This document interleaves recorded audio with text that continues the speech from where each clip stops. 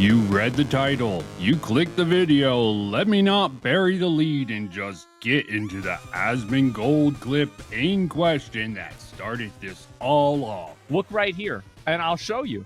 Like, people think I'm fucking crazy. I'm not. Look at this.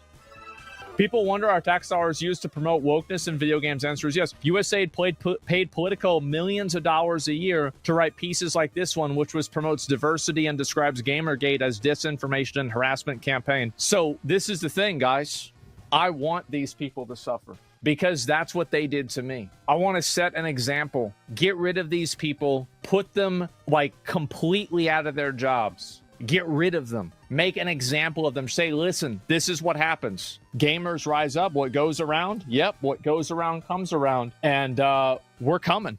Look right here. Let's set aside the fact that that post seems to be incorrect or fake news. Let's see what the original person who posted the Asmongold clip had to say. Asmongold hits the nail on the head about woke journalists. I want these people to suffer. Because that's what they did to me. What goes around comes around, and we're coming. You should have just left my video games alone. Finally, let's see the tweet that seems to have sparked this outrage, at least among certain people on X. You guys are genuinely so fucking pathetic. It's quite literally just video games. Before we move on to various reactions to this quote retweet, let's get a little context instead of just assuming to know the intent of this Kazu person, because the reason I found this interesting, well, besides my ad hoc research into the subject matter related to digital communications online, is that I follow this cause person after they responded to the same person I did. Leftist essayist named Noralities,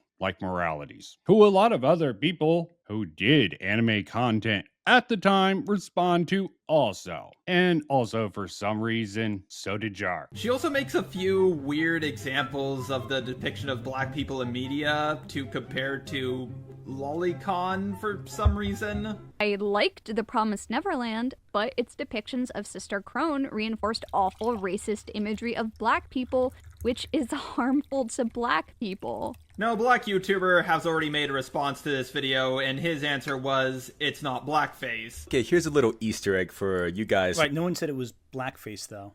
Yeah, nobody said it was blackface. That wasn't the argument. The question. Yeah, if it was blackface, it would be done by a white person doing it, for one thing, and two, it would be very obvious as to if it were blackface, because there are actual examples of supposed blackface. Cough, Jynx, cough. Well, Jynx is more complicated because of the, what was it? Jynx racist. I feel 100% confident saying no. Like most other Pokemon, her origins harken back to Japanese folklore. It never ceases to amaze me the mental gymnastics that the anti-woke pieces of shit go through just to defend their argument and make themselves seem like the smart ones when they cherry pick the stats they want. Myra Carbon.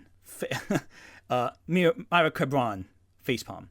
100%. They cherry pick everything. And let's see what this other counter argument Jar Sites has to offer, but I suspect it's not going to go much differently than this one has. Who don't know what I look like, but I'm black. Sister Crone isn't offensive in any way. It doesn't reinforce any racist ideals, and I never once got off-put by how she looks in the show. And if you want to use the example that because she had exaggerated details to make her look like the old blackface characters from back then, Isabelle had exaggerated details on her face too. And if you want to point to her large lips, guess what? My lips are fucking massive. My nose is big, just like hers. While it may seem offensive to you, it didn't seem offensive to me. She just seemed like a normal drawn black character, and I didn't have a problem with that. Remember when Princess and the Frog came out? I do want to point out that there were other critics who were black who were criticizing Sister Crone as well. I personally don't feel qualified to make that discussion because I am obviously not black, but you can't argue that there were other black critics who also weren't saying the same thing Noralities was saying. Noralities was mainly echoing what they had said previously. And that's just, you can find that pretty easily if you search for it. So just because you personally weren't offended does not mean that no one else was offended, nor does that mean that your singular opinion silences the opinions of others. That's a factor worth considering. Now, I'm not going to try to speak for a black man here, or black critics like Ant-Man seems to be trying to do here by implying that their criticisms are better, or it somehow invalidates Kazu's thoughts on the matter, despite him not being able to articulate what they are. Is it because there's more of them? And assuming Noralities is using those arguments seems to be giving her too much credit without really having anything to back it up. But it's a live stream after all. What makes this seem even more ignorant is the fact that Jar doesn't include another part of Kazu's argument here. Maybe that's because Jar himself didn't understand what he was trying to get at, and I'm sure that probably made it harder to understand the point Kazu was trying to make in this video that Jar sort of took a clip from. This highlights the sort of distortion of people's arguments when you don't have all the context. So this was what was left out of it. To you, it didn't seem offensive to me. She just seemed like a normal drawn black character, and I didn't have a problem with that. Even pointing in the direction of another black anime character in Yasuke, which actually just came out today, at the time of recording this at least. He has a very large nose, lips, and eyes. So please, don't get offended on my behalf. I don't recall ever seeing people being offended over how Sister Crone looked. And I feel like that's where a lot of this is coming from, is being offended on other people's behalves and calling for action. So think what you want about Kaz. The point is, at least to him, that the context matters. And personally, I think it's a better standard than most people have. Hence why I'm putting in the clips to establish his thoughts on the differences between what Kaz views as propaganda versus media, more for entertainment, and how discussions of what people say online about characters such as Yasuke might shape his worldview on this. One of the most notorious examples is the 1915 silent film Birth of a Nation. Some of you might be familiar with it because it single-handedly inspired the rebirth and resurgence of the KKK only a month after its release. Believe me, I'm also wondering how we got to the KKK, but here we are. In the film, there is a black character played by a white man in blackface, and he pursues a white woman who is running from him because of his stated desire to get married. The framing of the film weaponized white women's sexual autonomy as something that was being threatened by sexually aggressive black men, and that white women were something that needed to be protected at all costs by white men. It framed the Klan as heroic Proud Boys who were upholding white American justice by protecting their women.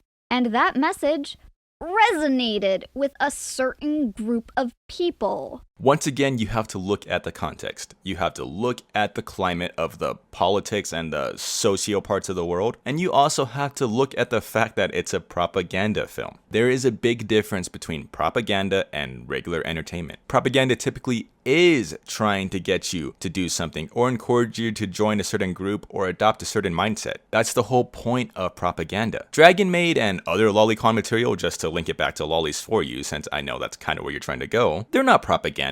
They're just entertainment. They aren't trying to convince you to do anything. They aren't telling you, hey, you should go out and touch some little kids. They aren't trying to convince you to do anything. It's not trying to influence your worldview. With this KKK film, however, that came out over 100 years ago, when film was one of the only media outlets, yeah, of course it's gonna influence people. And it's already speaking to people that already have that mindset. Most people were racist, and most people didn't think the KKK was wrong at the time. Of course a KKK film would resonate with the racist populace of America at the time. I don't really know why this is being used as an argument. It doesn't exactly prove anything. And once again, there's a big difference between propaganda and just regular entertainment. But once again, once you actually look at lolly and these anime that have these sexual scenes, or quote, air quotes, sexual scenes, they aren't really trying to get you to do anything. They aren't trying to influence your mind to think a certain way. This is a case where if you don't want to watch it, you don't have to. And I know you don't like that argument, but that is exactly what you can do for Dragon Maid. It isn't harming people, and there isn't any proof that it has done so. I know we don't want to keep dwelling on Dragon Maid, but this goes for any anime. Given that context, let's just see some of the knee-jerk reactions from people who have no knowledge of who this person is. And this is a guess, but most likely this is being a result of the tribalistic nature of the internet paired with a little bit of the bandwagon effect, probably with a few other cognitive biases that those in politics and the culture war tend to hold. There are many of them, but let's just lay out a few more high-profile accounts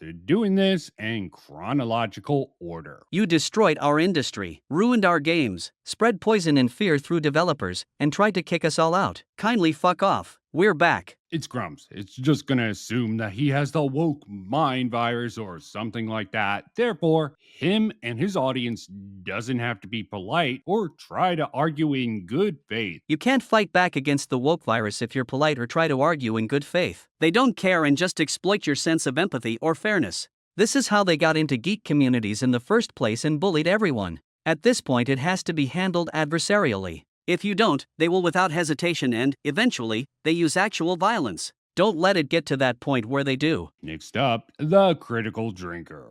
Interesting how video games were super important to idiots like this until they got what they wanted. Now that their side is losing, they wheel out the old "it's just video games. Why do you care so much?" argument.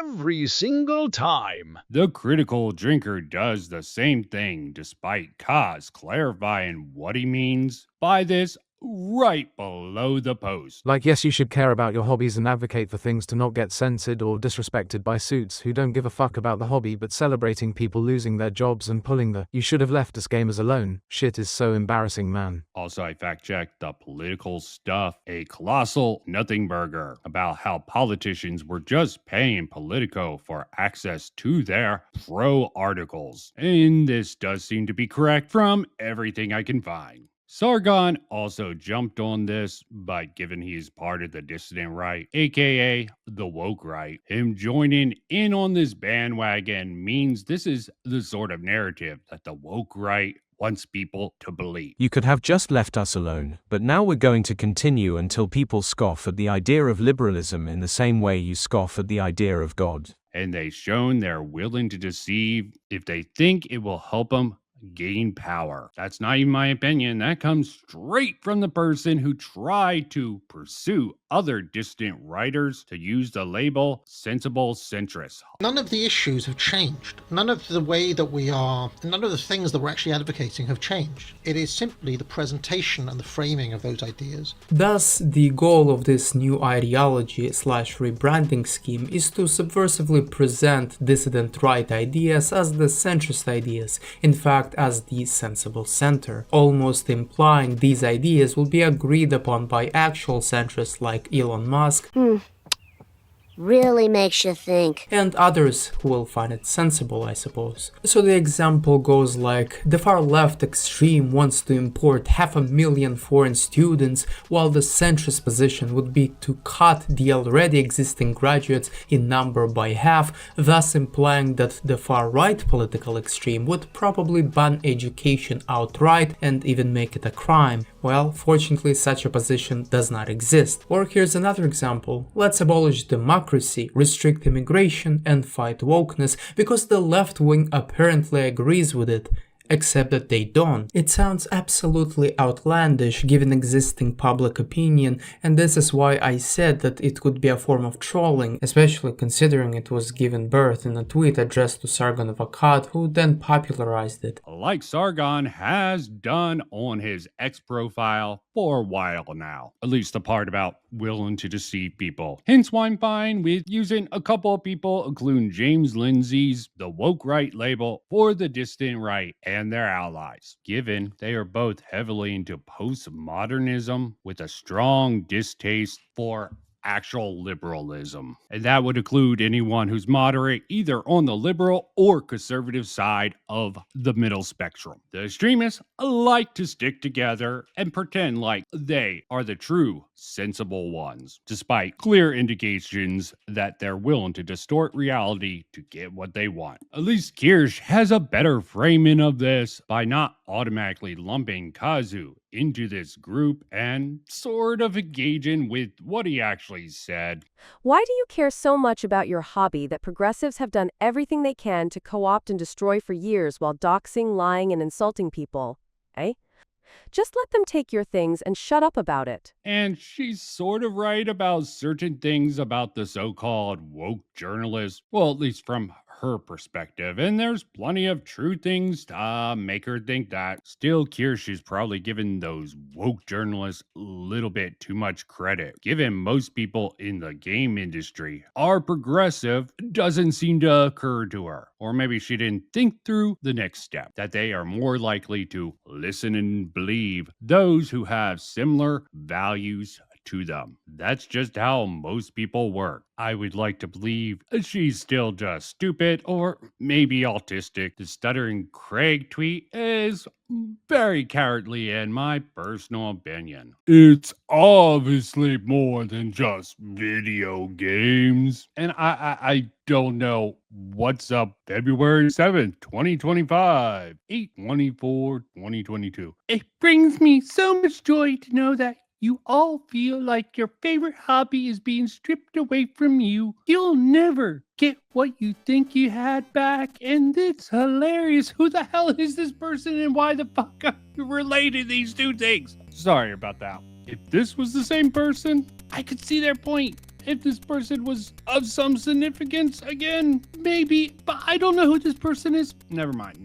But I do know who these two people are. Quite interesting. So isn't it convenient that he has two of the biggest cowards out there under this screenshot that I took here? John Delarose, I don't know if he's part of the dissident right or even the woke right, but he definitely panders to them to a high degree. Why Stuttering Craig leans more to the libertarian Goonergate side of those things. And Dev, I want to say something about him here, but my thoughts about short, fat otaku would probably derail what I'm trying to do with this one. Might make a video about so-called internet centrist sometime in the future, but I don't know about that at this moment. So what am I trying to do with this video? Frankly, I'm just trying to highlight how everyone likes a good bandwagon and the various perspectives that they seem to come from. The perception of all this sort of creates this weird game of telephone where most people will put you based in a box off of very little and do not do the bare minimum to understand what other people are saying, especially if that post